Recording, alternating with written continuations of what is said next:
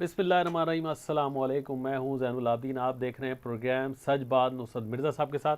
मौज़ूआत आपने देख लिया आज के। मिर्ज़ा साहब अस्सलाम वालेकुम। वालेकुम सलाम और अस्सलाम वालेकुम नाज़रीन कराम। चीनी वज़ीर दिफ़ा पाकिस्तान तशरीफ़ लाए और उनका जो वज़ीर दिफ़ा हैं उनको बड़ा इस्तकबाल किया गया। वाइफिंग उनका नाम है और वो वज़ीर हमारे जो चीफ़ ऑफ आर्मी स्टाफ से मिले और वहाँ पर एक जो हमारा दिफाई माहिदा हुआ है, अब उसको MAU कह लें या दिफाई माहिदा कर लें, लेकिन अगर हल्की ज़बान कहते हैं तो MAU कहते हैं। और वो लेकिन दिफाई माहिदा है और ये कहते आर्मी चीफ़ ने ये कहा है कि पाकिस्तान और चीन जो है वो मिलकर एक साथ में हम खड़े हुए हैं, हर मुश्किल घड़ी में एक दूसरे के साथ रहे हैं। और आर्मी चीफ़ का कहना था कि पाकिस्तान फ़ौज चीन के साथ अपने बिरादराना ताल्लुकात को बहुत अहमियत देती है। हम हर मुश्किल में एक दूसरे के साथ खड़े हैं। मुस्तक़बिल के चैलेंज के बावजूद हमारे ताल्लुकात में कोई तब्दीली नहीं आई। फिर इसके बाद में वज़ीर आज़म और चीनी वज़ीर दिफ़ा की मुलाकात हुई है। दोनों की जो मुलाकात हुई है, दोनों ने कोनी मिलाकर जो है खैर मकदम किया। उनको हाथ नहीं मिलाते हैं आजकल, कोनी मिलाते हैं। जी जी। और फिर इसमें मुलाकात में वज़ीर ख़ारजा शाह महमूद कुरैशी थे, वज़ीर दिफ़ा परवेज़ खटक मौजूद थे। फिर इसके बाद में जनाब मोहतरम सदर मोहतरम ने चीन के वज़ीर दिफ़ा को निशान इम्तियाज़ मिलिट्री से नवाजा। जनरल वीफिंग को दोनों मुल्कों के ताल्लुकात में बेहतरी के एतराफ़ में एजाज़ दिया गया। जी। चीन के वज़ार को निशान इम्तियाज़ देने की तकरीब इस्लामाबाद में हुई और ये इस तरह से उनको जो पजीराई हुई है। अच्छा, ये एक बात ये हुई है जैन साहब की, ये चीनी जो वज़ीर दिफ़ा हैं पहले नेपाल गए थे, वहाँ पर भी उन्होंने दिफाई माहिदा किया है और इसके बाद में यहाँ हुए हैं। तो अब यूँ कहना चाहिए कि ये दिफाई माहिदा जो है वो नेपाल, चीन और पाकिस्तान के दरमियान में है। और आपको याद होगा कि हमने एक प्रोग्राम में कहा था कि नेपाल को जो समंदर में रास्ता दिया है वो उसको इंडिया के मोहताजी से आज़ाद कर दिया है चीन ने, और उसे कहा कि सारा सामान आपका यहाँ से जाएगा। एन मुमकिन है कि उसके साथ में उसको ये तामीन दिया हो, ये उसको तहफ़्फ़ुज़ दिया हो कि साहब आपका जो यहाँ का जितना सफ़र का रास्ता है इसका जो है अखराजात हम आपसे न लें कुछ अरसे तक, जब तक कि आपकी मीशत मजबूत ना हो जाए। तो जब हम जो पाकिस्तान के इलाके में जाएंगे, क्योंकि हमारा उनके दरमियान में कोई बाहमी तामुन नहीं है, तो जो फिर वो चीन का जो हिसाब जो से हम जो लेंगे वही पैसे उनसे लेंगे जी। तो ये यानी गवादर के तक। तो अब सवाल ये है कि जो मसला हो रहा है वो यही हो रहा है कि अब दूसरी बात, अहम बात जो है वो ये हम कहना चाहते हैं कि चीन जो है वो जो झील है जो आपके जहाँ पर जंग चल रही थी लद्दाख में उस झील के अंदर अब क्योंकि -30 से 40 डिग्री पर वहाँ पर है तो बर्फ़ जम गई है, उस पर अब बर्फ़ की लेयर है। तो ये लोग 10 वहाँ पर ऐसी कश्तियाँ ले आए हैं, फास्ट बोट ले आए हैं, जिसके अंदर 10 आदमी, 10 यानी मिलिट्री मैन यानी नेवी के आदमी बैठ सकते हैं हथियारों के साथ में, जो ज़रूरत के हथियार हैं, मिज़ाइल हैं या जो कुछ भी हैं वो उसमें बैठ सकते हैं। और वो कश्तियों को वहाँ पर उस पर कश्ती रानी वो कर रहे हैं, उसमें उसका मतलब है वो उसको छोड़ नहीं रहे हैं। इसके अलावा एक जहाज़ लाए हैं जिसमें एक और इससे बड़ा लाया है, 2 जो कि स्वीडन के बने हुए हैं, क्योंकि स्वीडन में ये बात होती आम है कि वहाँ पर कश्ती वहाँ पर ये बंद हो जाता है, क्योंकि वो बिल्कुल स्वीडन और ये नॉर्वे वगैरह जो हैं ये शिमाली कुतुब शुमाली के में मिलते हैं, तो वहाँ पर बर्फ़ जमी रहती है। तो इन लोगों ने ये कश्तियाँ ऐसी बना रखी हैं, तो वो जाके वो कश्तियाँ आगे 20 उसमें आदमी 20 मिलिट्री के आदमी आ सकते हैं। यानी 14,000 आदमी वहाँ पर पहले से, यानी ऑलरेडी 60,000 फ़ौजी वहाँ पहले से हैं, उनके हवाई जहाज़ वहाँ उड़ रहे हैं, साथ साथ में फिर वो ये अपनी नेवी को भी यहाँ ले आए हैं। तो इस लिहाज से अगर आप देखें तो चीन अब वो बेहतर पोजीशन में है और इंडिया के लिए एक दहशतगर्द मुल्क जो इंडिया दहशतगर्द है वो हमारे जो डोजियर ने साबित कर दिया है और तमाम दुनिया ने उसकी पज़ीराई भी की है। और हम ये समझते हैं कि ये हमारा जो सूरत हाल है वो काफ़ी अच्छी हो गई है दुनिया में भर में पाकिस्तान की। ये तो हमारी तरफ से तैयारी है ना, दोस्त मुल्कों से मिलके, लेकिन वो दुश्मन भी तो चाल चलेगा, कुछ ना कुछ करेगा। चलिए उसमें कोई देखिए ना, वो चाल उसने की ना, उसने क्वाड पे साइन किए हैं जी, वो क्वाड पे किए। अभी जब आ रहा है जो बाइडन, अब जो बाइडन की सारी टीम के अंदर ह्यूमन राइट्स के इवन एक्टिविस्ट हैं उसमें। तो पहला सवाल तो जो बाइडन ये करेगा कि भाई आप अपने इलाके में मामला को ठीक करो जी, तो आपने जो कश्मीर में जो बुरा हाल कर रखा है उसको ठीक करो तो हम साथ देंगे। तो ऐसा तो नहीं हो सकता ना वो अब फिर वो चीन के साथ हम इस पर एक अलग से प्रोग्राम कर देना चाहते हैं, जो वो ये कर देना चाहते हैं कि चीन के साथ में वो जीने दो की पॉलिसी पे अमल करेगा और चीन को राइज होने के मौका देगा और उसके साथ में कोई बाहमी ताल्लुकात को बढ़ाएगा, लड़ाई नहीं करेगा जी। अगर जब वक्ती तौर पर उसने ये कहा है कि हम चीन को, उनकी एक बात पे इत्तेफाक है कि भाई चीन को हमें उभरने नहीं देना, लेकिन जो अब आप उनके राइटर लिख रहे हैं, जो बहुत बड़े बड़े, जो बहुत कलमकार हैं और बहुत बड़े दानिश्वर माने जाते हैं, उनके थिंक टैंक हैं, वो लिख रहे हैं कि अब चीन ऐसा नहीं है कि आप उसको दबा सकें, उसके साथ में आपको कोई मुआहदा करना पड़ेगा। तो अब ऐसी सूरत हाल में अब जो कल हमारा जो डायरेक्टर जनरल, जो मेजर जनरल बाबर इफ्तिखार साहब ने जो ग्लोबल विलेज में स्पेस को जो इंटरव्यू दिया है वो शानदार दिया है जी। उन्होंने कहा कि साहब इंडिया को हमने जो के ख़िलाफ़ जो डोजियर पेश किया है उसको लोगों ने संजीदगी से लिया है और लोगों ने उसकी पजीराई की है और इंडिया के मामला को समझा है।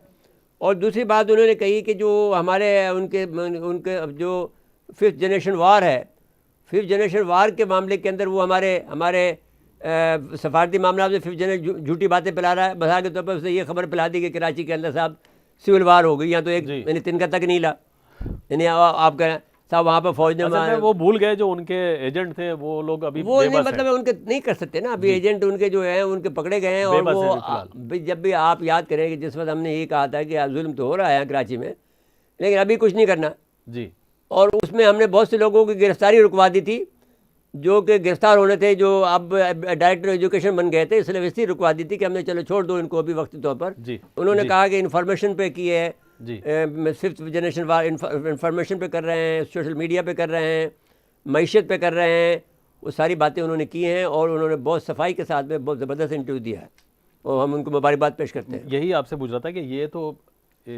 ISPR की तरफ से कोशिश है, जो वजारत ख़ारजा का काम है। नहीं, बात ये है कि हम ये जो है लेकिन जो बात हम ISI के पास है जी, वो बेहतर यही है कि अगर एक मेजर जनरल बताएगा उसका असर ज़्यादा होगा।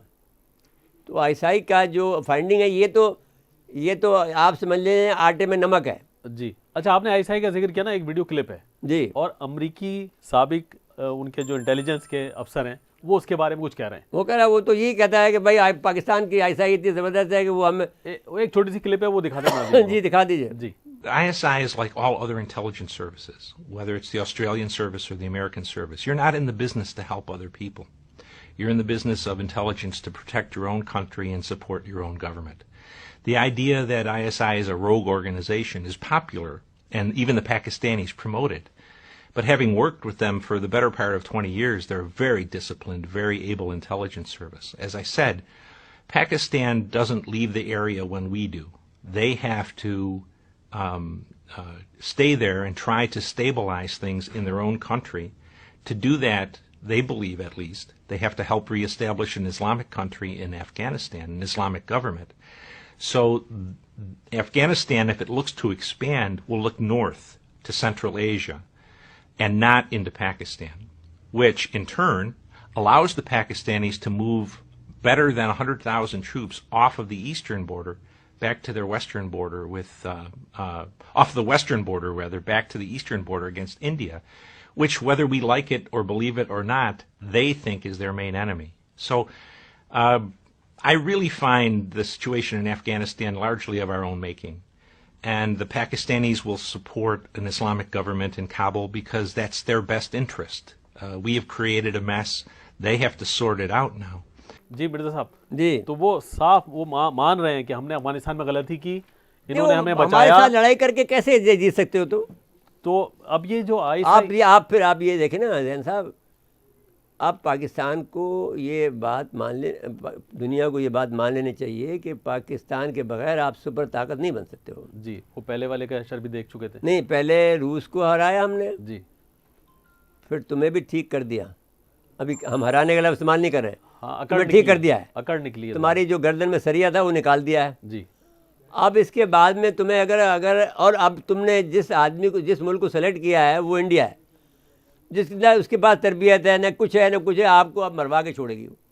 तो अब आप जाएं। अभी एक और बात हमें कहना है कि अब ये इंडिया के जो है आजकल, जैसे हमारे ताल्लुकात अभी सऊदी अरब से और UAE से ठीक नहीं है, तो फौरी तौर पर जो है जो वहाँ का जो चीफ है, इंडिया का एयर चीफ, इंडिया का जो आर्मी चीफ है जी, वो सऊदी अरब के दौरे पे और इसके दौरे पे जा रहा है यूएई के दौरे पर कि साहब हमारी फ़ौजें पाकिस्तान की जगह पर रख लो।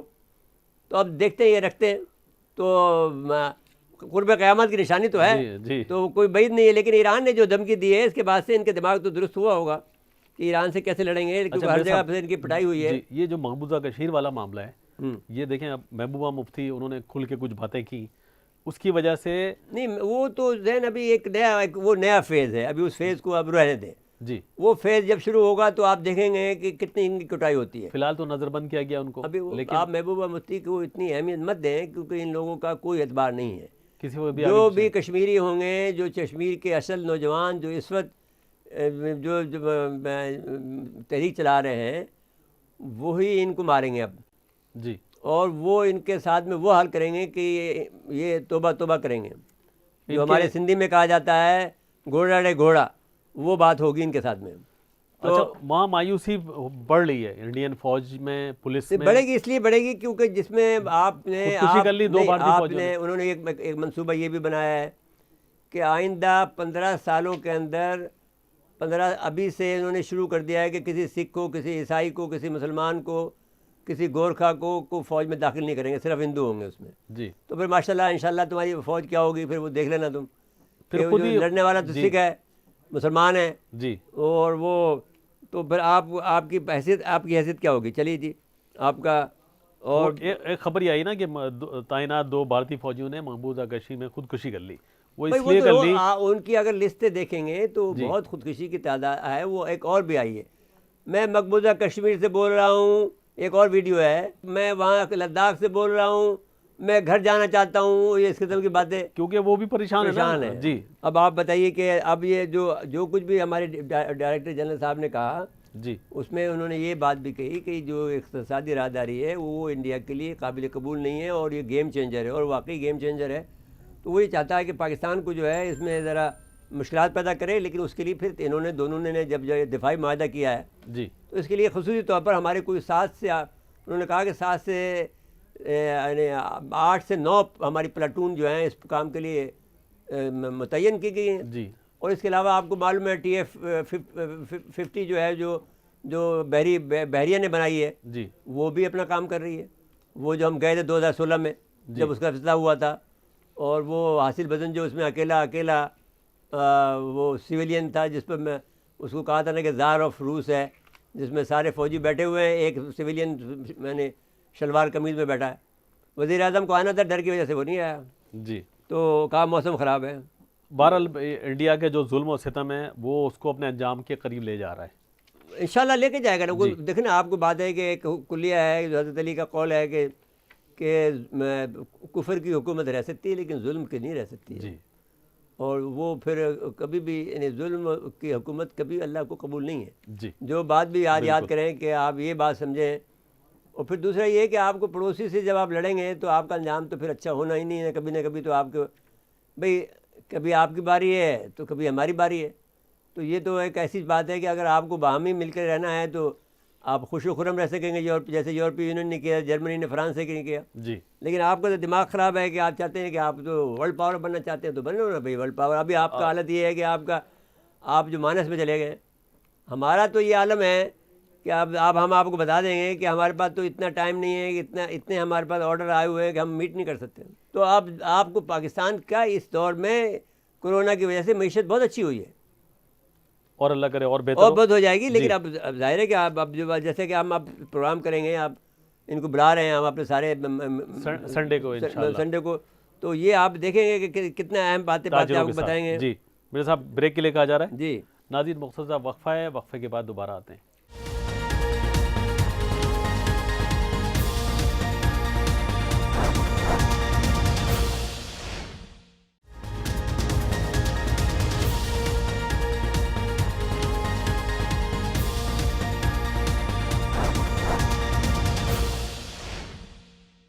एक दफ़ा फिर प्रोग्राम में खुश आमदीद कहते हैं। फिर साहब ये जो किसानों का दिल्ली में एहतजाज हो रहा है, अब बहुत दिनों से ये गड़बड़ चल रही थी, हमने तो इसको आज प्रोग्राम कर रहे हैं लेकिन उन्होंने तमाम ज़िंदगी को मुअत्तल कर दिया है। मैंने दिल्ली को तीन तरफ से घेरा हुआ है।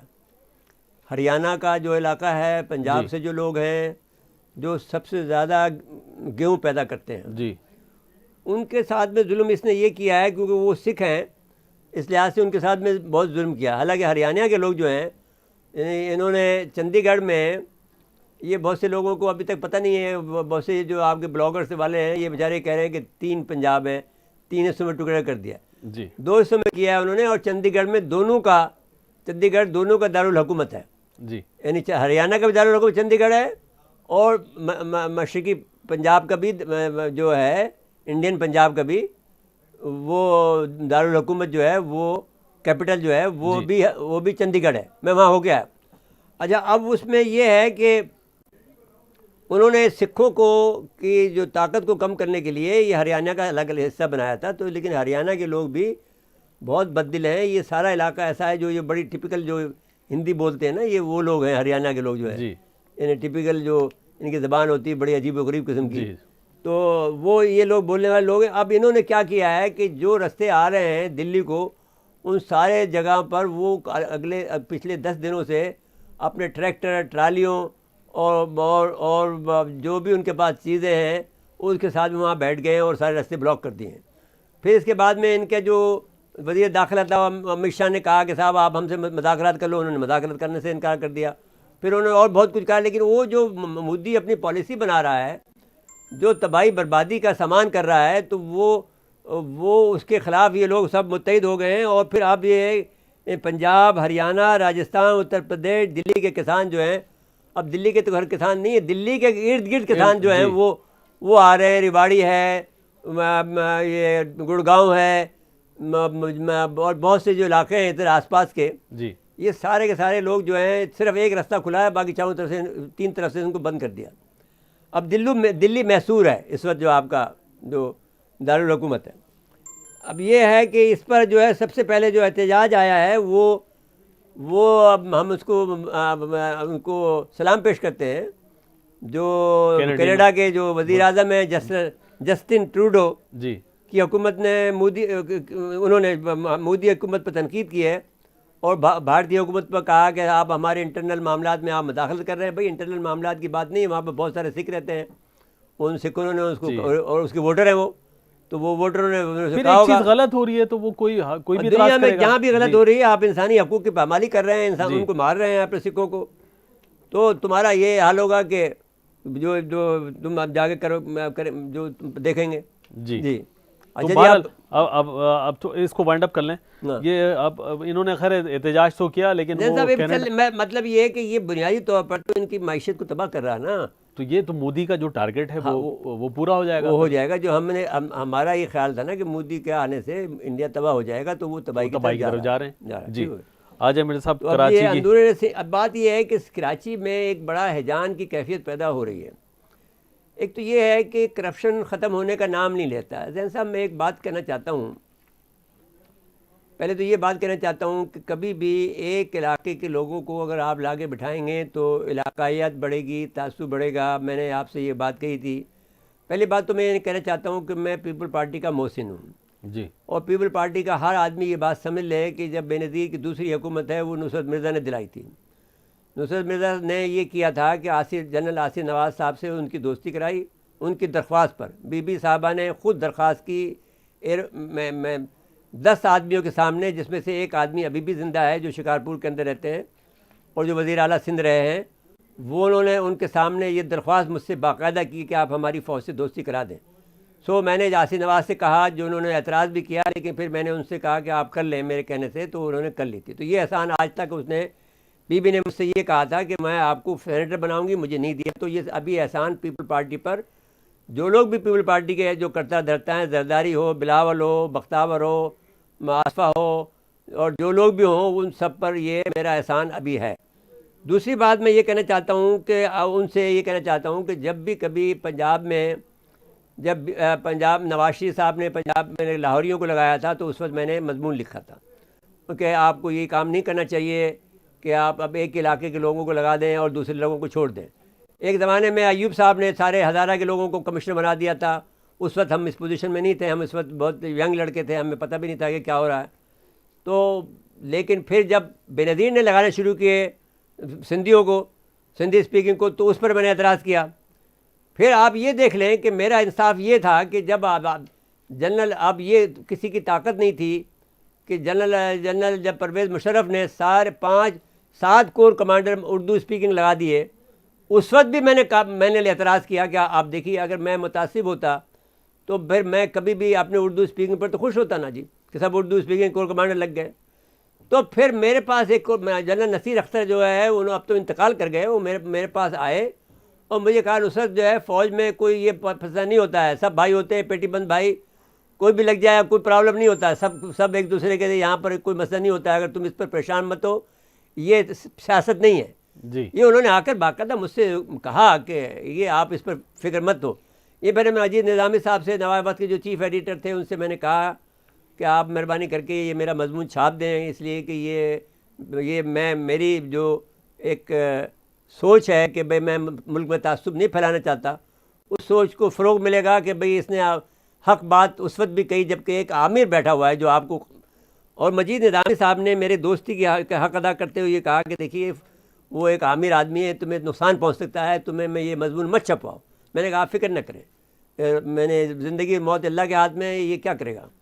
और कुछ नहीं किया उसने, कर भी नहीं सकता था। तो वो आके हाजिर करते थे, आप दिल्ली के रहने वाले हैं, आप फलाना, आप मिल जाएँ। मैंने कहा, नहीं मिलता मैं इस परवेज़ मुशर्रफ से, सिवाय उस वक्त मिला जिस वक्त तुम्हारे साथ इंटरव्यू करने गया था, जब वो हट गया था जी। तो बस, उसके अलावा मैं उससे मिला तक नहीं। तो अब मैं ये कहना चाहता हूँ कि इस वक्त जो आप कराची के अंदर लाकर अंदरूनी सिंध के अनपढ़ जो हैं, जो बहुत से जिनको तमीज़ तक नहीं है लिखने पढ़ने की, उनको लाकर आपने MC बना दिया है, किसी को एडमिनिस्ट्रेटर बना दिया है, किसी को कुछ, सारे DC बना दिए, सारे कमिश्नर बना दिए। और जब ये रिएक्शन होगा उसका क्या करोगे फिर तुम बताओ। तो हम तो इसलिए मना किया उस वक्त आपको कि भाई जिस वक्त ये जब इंडिया के जो शरारती, तो आप इंडिया के आप ये पीपल पार्टी के जो हुक्मरान हैं, और इनसे मैं कहना चाहता हूँ जनाब मोहतरम, मैंने आपको एक ख़त लिखा है, आपको से कहा था कि हम आपसे ताल्लुकात रिवाइव करना चाहते हैं, जो आपके जो सिंध के वज़ीर आला हैं, जो मेरी किताब की रुनमाई के सिलसिले में। तो मैंने कहा था कि आपसे हमारे ताल्लुकात तो आप इसके बाप से थे जी। बाप हमारा मोतक़िद था। और बाद में जब एक दफ़ा सच की बात आई तो फिर उस वक्त में थोड़ा सा हुआ, लेकिन वो कोई ऐसी बात नहीं थी। मुराद अली शाह को मैंने ख़त लिखा, अब वो ठीक हो गए, आ गए हैं, तो फिर उनसे बात करेंगे। तो मैं ये कहना चाहता हूँ कि ये काम मत करो फॉर गॉड से, कि ये नुकसान हो जाएगा बहुत ज़्यादा और दुश्मन को फ़ायदा पहुँचेगा। नहीं, फिर ये दूसरी बात ये है कि जो करप्ट अफसरान की तैनाती कराने के अंदर अभी तक जो है MQM जो है कराची के मामलात में हिस्सा लेती थी, और इस वक्त तुम्हारा जो है कोई वहाँ का जो वेस्ट का जो है ईसानी है, क्या नाम है उसका, वो आकर उसने एक करप्ट अफसर जो है अब्दुल खालिक को यहाँ डायरेक्टर एजुकेशन तैनात कर दिया है, जो कि गैर कानूनी और बेज़ाब्ती। और इसको मैं गिरफ्तार करा रहा था, लेकिन फिर मैंने ये कहा कि छोड़ दो, शायद इसको समझ में आ जाए। अब यहाँ पर मैं एक बात कहना चाहता हूँ। एक बादशाह था, उसको ख्वाब में यह आया कि एक आदमी ने बहुत बड़ी गलती की है, उस आदमी को आप मुशीर बना दो। तो बादशाह वहाँ गया तो वो जो गलती की थी वो करता हुआ पकड़ा गया। तो उसको कहा कि डरो मत, आपको मुझे ख्वाब आया उसको कि जी। तो उसने कहा कि आप इसको मुशीर बना दो। उसका नहीं, आप डरो नहीं, मैं आपको मुशीर बना दूँ। तो जब वो मुशीर बना दिया बादशाह ने अपना, तो फिर दूसरे दिन ख्वाब में फिर वो बुज़ुर्ग आए। तो उन्होंने पूछा कि साहब ये तो इतना बड़ा इसने जुल्म किया है, ये करप्शन में है, ये इस किस्म के और वाहियात कामों में है, इस आदमी को मैं कैसे, मुझे आप मुशीर बनाने का आपने हुक्म दे दिया है, मैंने बना दिया है। तो उसने कहा कि अल्लाह ताला ने इस आदमी की सज़ा को तजवीज़ कर दिया है और इसके तौबा का रास्ता बंद कर दिया है, और इसके लिए ये मौक़े पैदा कर दिए हैं कि ये जितना गड़बड़ और कर सकता है करे जी। क्योंकि ये उसमें मगन रहेगा, ये तौबा नहीं कर सकेगा।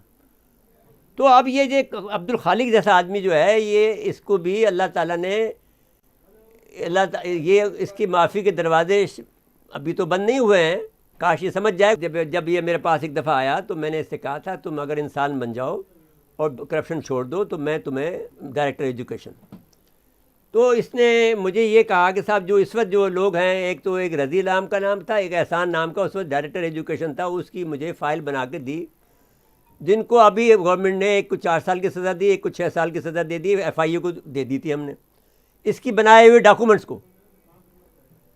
फिर दूसरी दफ़ा इससे मैंने कहा कि भाई जब ये हट गया तो इसने एक वो शेर खां पठान था, वो उसकी फ़ाइल बना के दे दी, जो जमात इस्लामी के अमीर का भाई है जी। वो जब मैंने उसको देखी, मैंने कहा एक तो पहले तो डायरेक्टर उसको चेयरमैन एंटी करप्शन को दे दी, फिर बाद में जब मैंने उसको देखा तो मैंने कहा ये तो फिर ये अपनी शरारत कर रहा है, असल काम तो इसके पीछे ये है कि ये मैं डायरेक्टर बन जाऊँ। वो मैंने रोक लिया उस शेर खां को, उसमें एक जगह छोड़कर मैंने रोक लिया, जहाँ पर ख़ास जगह देनी थी वो नहीं मैंने नहीं की। लेकिन वो शेर खां की फ़ाइल भी मेरे पास मौजूद है और इसकी फ़ाइल भी मेरे पास मौजूद है। अब ये है कि अब जब ये सयाद खुद अपने दाम में आ गया है, अब ये डायरेक्टर बन गया और इसी अपनी जो काम शुरू कर दिया इस आदमी ने, अब इसके ऊपर काम आसान हो गया है। तो बिल्कुल अब ये मैं इससे इनसे वज़ीर आला साहब से भी कहना चाहूँगा, मैंने चीफ सेक्रेटरी से भी कहना चाहता हूँ, भाई ये आदमी ड्राइवर के तौर पर भर्ती हुआ सैनिटरी डिपार्टमेंट में सेंट्रल में डिस्ट्रिक्ट सेंट्रल में, तो इसको हुक्म हुआ कि आपने इसमें जाओ। इसमें ये आदमी वहाँ नहीं गया, नैप इसके पीछे भी रही, भागता रहा ये, और ये वेस्ट में आकर ये बन गया, ये गलत है। फिर इन्होंने क्या बंदोबस्त किया, पैसे चलाए जिसमें तो बहुत से लोग गिरफ्तार होंगे अब जी, कि वो पैसे चलाकर उसने लीगल डिपार्टमेंट में ये हाई कोर्ट्स को ये गलत इत्तला दी कि साहब मैं ये गलती से हो गया था, ये यहीं का आदमी, जबकि डॉक्यूमेंटेड है कि वो सेंट्रल का आदमी है।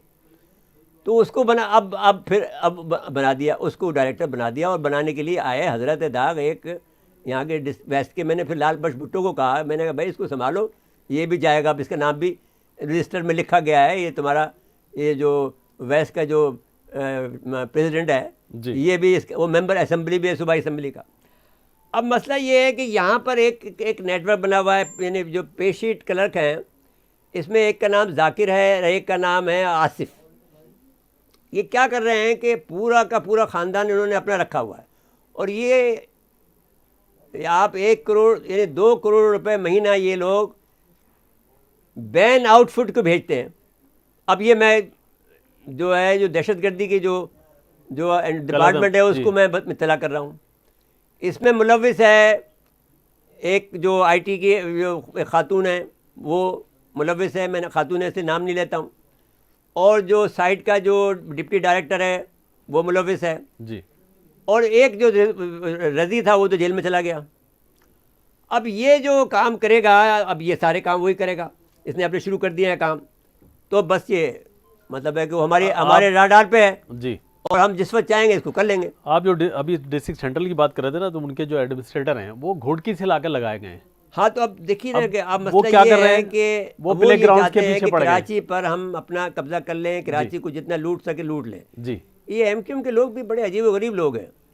अब इनका मसला ये है कि ये अपना पूरा यानी अपने आवाम का जो हकूक़ की हिफाजत नहीं कर सके जी। ये सारे के सारे ये लोग जो हैं बिक गए हैं और ये ख़त्म हो गए हैं। इनके पास कोई आइडिया नहीं है, कोई करप्शन नहीं है, कोई इनके पास फ़लसफ़ा नहीं है, ये अपनी करप्शन के पैसे बचाने में लगे। एक काम अच्छा किया है कि इन्होंने ये कि जो ये लोग डिस्ट्रिक्ट बना रहे थे केमाड़ी का, उस पर इन्होंने वो काम उस अकेले का है, वो जो वकील भी है ख्वाजा ने अच्छे बयान दिए हैं जी, तो वो उसने उस पर स्टे ऑर्डर ले लिया है जी, तो वो ठीक है, वहाँ पर हम उनको मुबारकबाद देते हैं। ज़िंदगी में ये तौबा तिल्ला। देखो जी, एक डायरेक्टर था मंसूर मिर्ज़ा, मर गया।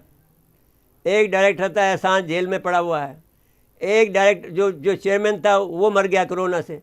अभी तुम्हें डर नहीं आता है कि तुम्हारा क्या हाल हो रहा है? तुम सब आदमी को मरना है, ये तो सबको, हमें भी मरना है बिल्कुल। तो तुम्हें अपने अल्लाह का खौफ करना चाहिए और अपने बच्चों के पैसे नहीं खाने चाहिए, जो कि उनको बच्चों को पढ़ाओ, तालीम के पैसे खा रहे हो, हेल्थ के पैसे खा रहे हो, जिनके गरीबों के बेचारे, और वो भी कैसे गरीब बेचारे, केमाड़ी के गरीब, उनकी तनख्वाहें खा गए हैं। मैंने बिल्कुल जुल्म की इंतहा है। मेरे साथ ब्रेक के लिए कहा जा रहा है, अजीज मुख्तसर वक्फा है, वक्फे के बाद दोबारा आते हैं।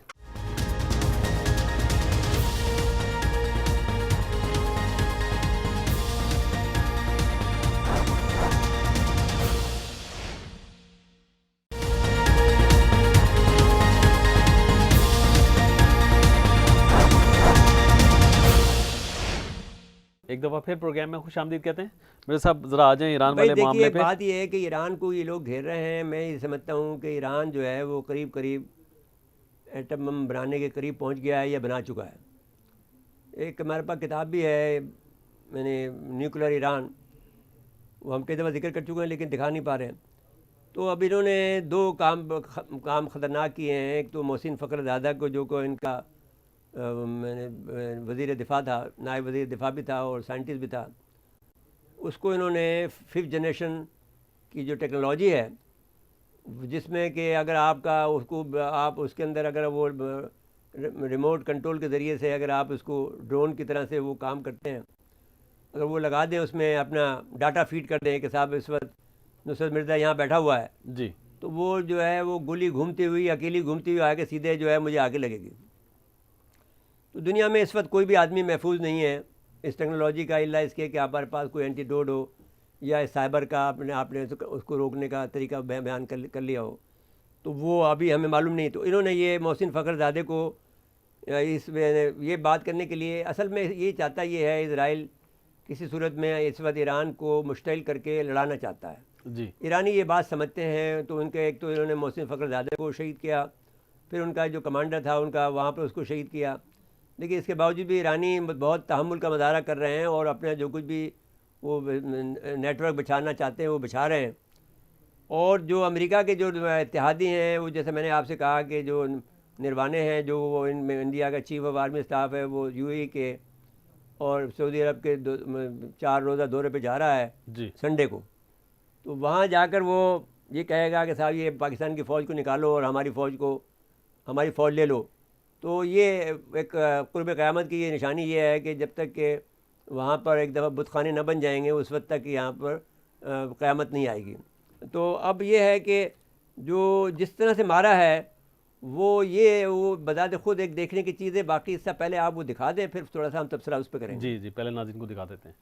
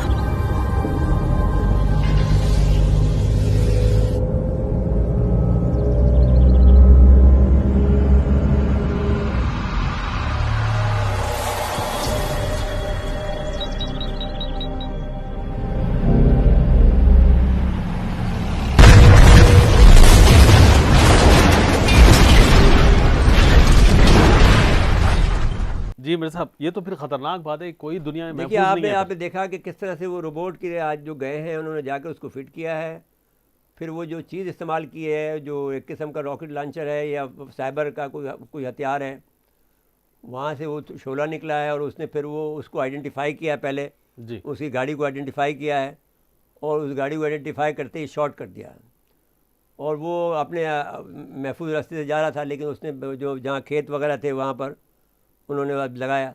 अच्छा, अब चीन पर जो नई वीज़ा की जो पाबंदियाँ हैं, ट्रम्प जाते जाते जो तनाव बढ़ा रहे हैं, वो यही कोशिश कर रहे हैं कि किसी न किसी तरह से चीन को हम ऐसी सूरत हाल कर जाएँ कि अमेरिका जो बाइडन के पास गुंजाइश ना हो जी, ईरान के साथ माहिदा करने की और चीन के साथ में। जी, तो लेकिन जो बाइडन कह रहे हैं कि हम तो जाएंगे, उनसे मुआहदे की तरफ जाएंगे और जाहिर है उनको चेंज करना पड़ेगा। जब अगर जो बाइडन ये करना चाहेंगे तो अमेरिकी इंतजामिया क्या करेगी? ये ख़तरा है। आपको ये बता दूं कि इंडिया अमेरिका में ये सूरत हाल पैदा हो रही है कि वहाँ पर आप अमूमी तौर पर वहाँ पर जो है बहुत सारे ट्रक निकल पड़े हैं और लोग अदालतों को नहीं मान रहे हैं जी। वो आपको एक वीडियो है हमारे पास, वो अगर आप चलाना चाहते हैं तो चला दीजिएगा, कल चला दीजिएगा, कल वाले प्रोग्राम में शामिल तो उसमें वो ये है कि वो ये कह रहे हैं कि हम सारे निकल गए हैं, ट्रक बड़ी तादाद में ट्रक लेके हम जा रहे हैं।